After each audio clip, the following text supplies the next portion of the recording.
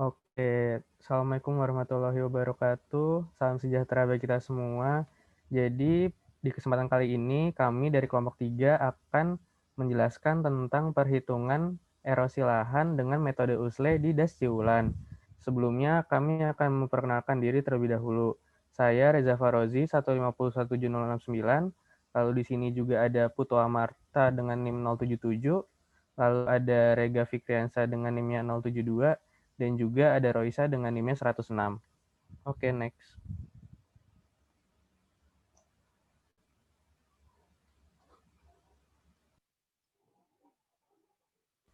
Next. Next. Nah, yang pertama kali ini ada latar belakang. Mana latar belakang ini waduk sebagai pengendali banjir, irigasi, dan tempat pariwisata. Waduk ini bisa beroperasi secara optimal jika bergantung pada volumenya. Dan volume waduk ini bisa berkurang seiring berjalannya dengan waktu karena adanya sedimentasi yang berhubungan dengan erosi, sehingga diperlukanlah perhitungan laju erosi. Nah, lanjut ke rumusan masalah. Ada dua nih rumusan masalahnya. Yang pertama itu adalah bagaimana sih cara menentukan parameter-parameter laju erosi berdasarkan metode USLE dengan menggunakan software ArcGIS. Yang kedua, bagaimana cara menentukan laju erosi berdasarkan metode USLE dengan menggunakan software ArcGIS. Nah, untuk tujuan sendiri ada dua. Yang pertama itu menentukan parameter-parameter laju erosi dengan menggunakan metode USLE dan menggunakan software ArcGIS, dan yang kedua adalah menentukan laju erosi berdasarkan metode USLE dengan menggunakan software ArcGIS. Next.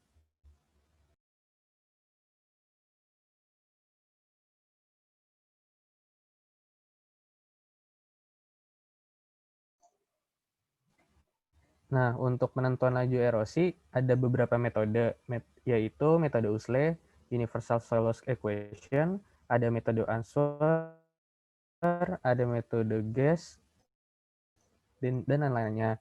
Nah, di Indonesia sendiri, metode yang paling sering dipakai itu adalah metode USLE atau Universal Soil Loss Equation, yaitu dengan equation itu adalah A sama dengan R kali K kali S kali CP. R itu sendiri adalah faktor erosivitas dari hujan, K adalah indeks erodibilitas tanah, LS adalah faktor karakteristik lereng, dan juga CP adalah faktor pengelolaan lahan. Nah, untuk faktor erosivitas hujan bisa dijelaskan oleh Rega. Faktor erosivitas hujan. Ini erosi tanah dari suatu bidang pertanian sebagai akibat dari hujan tunggal berhubungan langsung dengan produk dari total energi kinetik hujan tunggal tersebut, E, dan intensitas maksimumnya. Kemudian indeks erodibilitas tanah ini merupakan tingkat kerentanan tanah terhadap erosi yang terdapat pada tabel. Kemudian faktor karakteristik lereng dijelaskan kegiatan.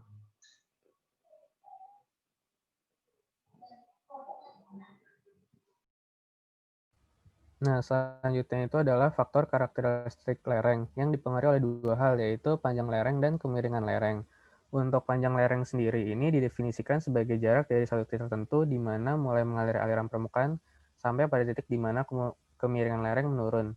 Nah, untuk kemiringan lereng itu didefinisikan sebagai semakin tinggi kemiringan lereng, maka semakin cepat juga laju limpasan permukaan yang terjadi. Nah, yang terakhir adalah faktor pengelolaan lahan yang dipengaruhi oleh faktor vegetasi penutup lahan dan juga faktor tindakan konservasi lahan. Untuk faktor vegetasi penutup lahan menggambarkan pengaruh total dari vegetasi penutup lahan. Next.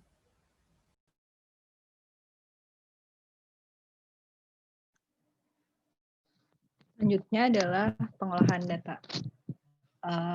Tahapan pertama yang dapat dilakukan adalah input data-data yang dibutuhkan, seperti DEM, batas das, land use, jenis tanah, dan juga pos hujan.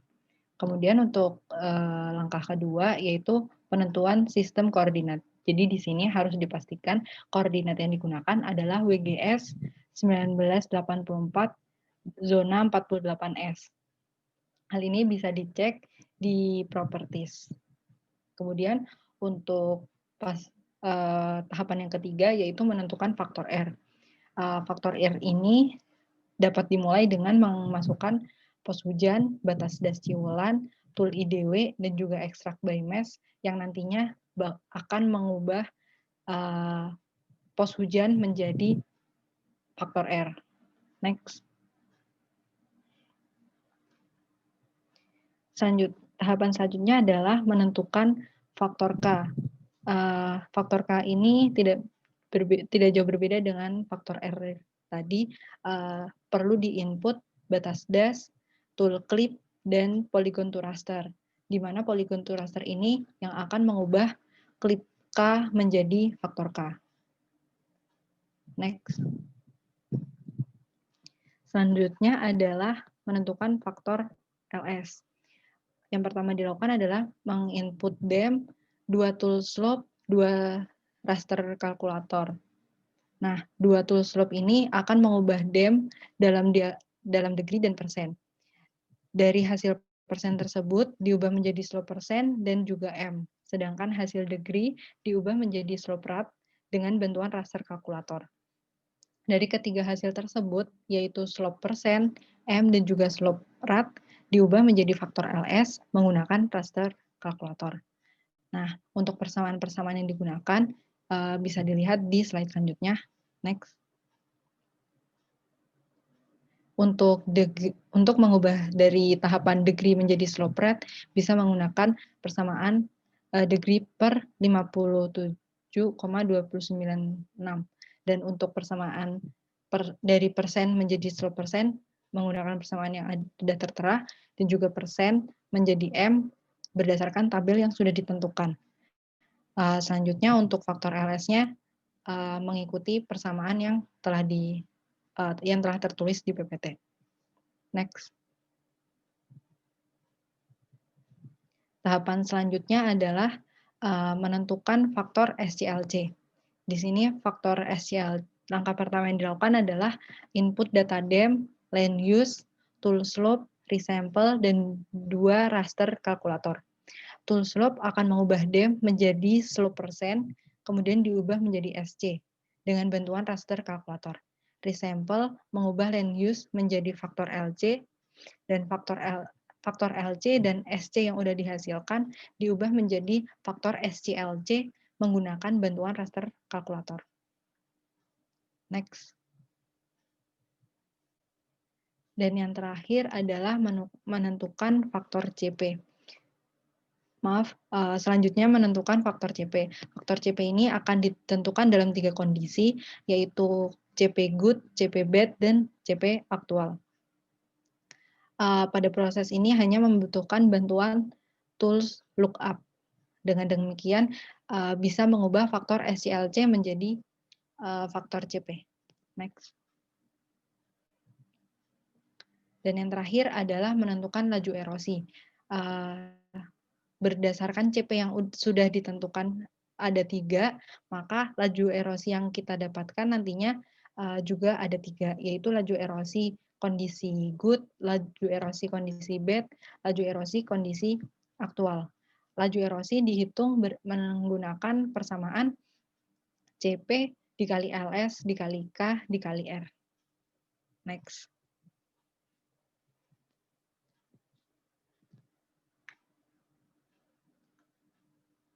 Selanjutnya saya akan menjelaskan bahwa analisis data yang sudah kami lakukan. Yang pertama adalah perbandingan peta laju erosi berdasarkan pengelolaan lahan. Berdasarkan tadi pengolahan data, kita peroleh ada 3 peta laju erosi. Yang pertama adalah ketika pengelolaan lahan yang buruk, kemudian pengelolaan lahan aktual, dan pengelolaan yang baik. Berdasarkan 3 peta ini, kita bisa memberikan beberapa catatan. Untuk kasus pengelolaan lahan yang buruk, diperoleh laju erosi maksimum seperti terlihat pada legenda, 192.624 ton per hektar per tahun. Sementara untuk yang kondisi yang baik bisa hanya 59.757 ton per hektar per tahun atau kurang dari sepertiganya. Nah, tapi pengolahan lahan aktual itu cenderung lebih mendekati dengan pengolahan lahan yang buruk. Kita bisa lihat bahwa sebagian besar di daerah tengah terutama pengelolaan lahan aktual justru mengikuti pengelolaan lahan yang buruk, tetapi di daerah hulu itu lebih mengikuti pengelolaan lahan yang baik. Di daerah hilir sebaliknya juga dia mengikuti pengelolaan lahan yang buruk. Nah, ini akan kami analisis berikutnya. Nah, untuk mempermudah analisis, kita akan overlay dulu peta DAS ini dengan peta konvensional. Nah, kita bisa tahu di mana posisi-posisi yang menunjukkan laju erosi yang besar maupun yang kecil. Nah, kita bisa lihat berdasarkan peta sebelumnya bahwa daerah hulu di daerah Gunung Galunggung ini konservasi sudah berjalan dengan cukup baik. Kita bisa lihat laju erosi aktualnya sudah mendekati pengelolaan lahan yang baik, laju erosi untuk pengelolaan lahan yang baik. Nah, itu ternyata setelah kita selidiki juga bahwa di sana terjadi konservasi yang baik dari masyarakat dan juga memang ada hutan konservasi di daerah Gunung Galunggung. Sementara yang di tengah memang banyak ada alih fungsi lahan, baik itu untuk perkotaan dan juga untuk pertanian, begitu juga di daerah hilir. Jadi konservasi di hulu itu terlaksana dengan baik, sementara konservasi di daerah tengah dan hilir kurang efektif untuk mengurangi laju erosi. Sebenarnya konservasi dan upaya pelestarian sungai sudah dilakukan dengan beberapa program, salah satunya Tasik Basah 2020, itu untuk membersihkan sungai Ciwulan. Tetapi itu dampaknya kurang terhadap laju erosi, karena itu lebih memfokuskan pada ekosistem air sungainya. Nah, berdasarkan analisis dan pengolahan data tadi, dapat kami simpulkan beberapa hal, yang itu pertama, parameter-parameter laju erosi berdasarkan metode USLE telah dapat ditentukan dengan menggunakan software ArcGIS sesuai dengan subbab 3.1 seperti yang telah dijelaskan. Kemudian peta laju erosi berdasarkan metode USLE juga telah kita bisa tentukan berdasarkan pengelolaan lahan yang buruk, baik dan aktual sesuai subbab 3.2 yang sudah dijelaskan sebelumnya. Nah, kemudian untuk saran berdasarkan proses pengerjaan tugas ini, ada beberapa saran yang dapat kami ajukan, yang itu pertama pada proses pemodelan diperlukan telitian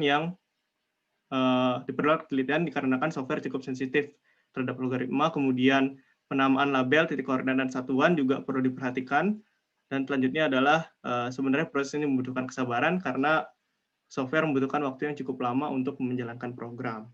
Kira-kira demikian yang bisa kami sampaikan terkait dengan tugas USLE, pengelolaan perhitungan laju erosi dengan metode USLE ini. Kurang lebihnya kami mohon maaf atas segala kesalahan dan kekurangan selama presentasi ini. Kami mengucapkan terima kasih.